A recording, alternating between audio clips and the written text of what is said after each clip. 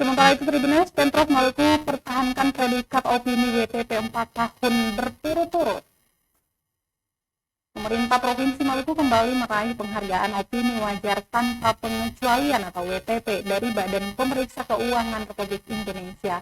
Penghargaan itu diberikan BPK Republik Indonesia lewat penyerahan laporan hasil pemeriksaan atau LHP Keuangan Pemerintah Daerah Anggaran 2022 pada Selasa 23 Mei 2023.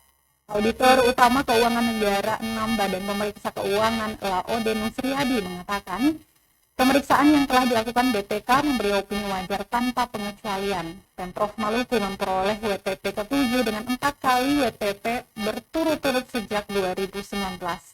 Atas perolehan itu, BPK menyampaikan beberapa kelemahan Pemprov Maluku yang perlu ditindaklanjuti untuk perbaikan pengelolaan APBD. Di antaranya, salah klarifikasi penganggaran belanja modal pada 4 SKPD dan belanja bantuan operasional sekolah pada 1 SKPD. Pengelolaan dana BOS belum memadai, antara lain tidak adanya surat pengesahan atas penerimaan dana BOS pada SP2B tidak berdasarkan nilai transfer yang diterima. Kemudian yang ketiga, pengelolaan Badan Keuangan Daerah RSUD Dr. Haulusi belum memadai.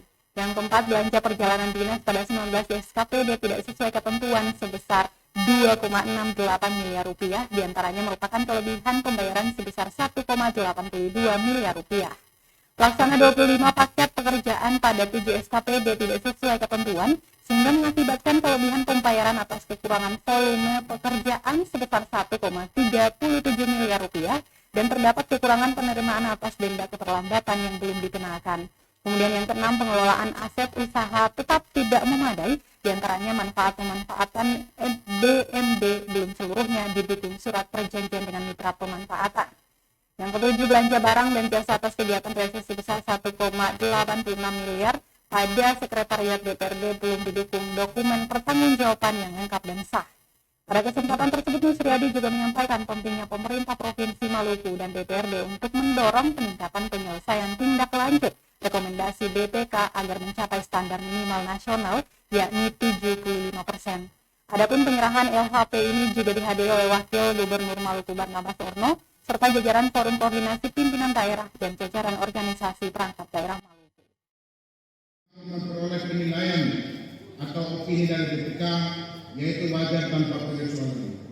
Itu artinya bahwa laporan keuangan berdasarkan sebagaimana kita pahami bersama bahwa ada 4 jenis opini yang diberikan oleh Badan Pemeriksa Keuangan, dan salah satunya adalah Maluku dan Badan Perwakilan dan BPK Perwakilan Provinsi Maluku dengan pemerintah daerah perlu terus kita tingkatkan kinerja.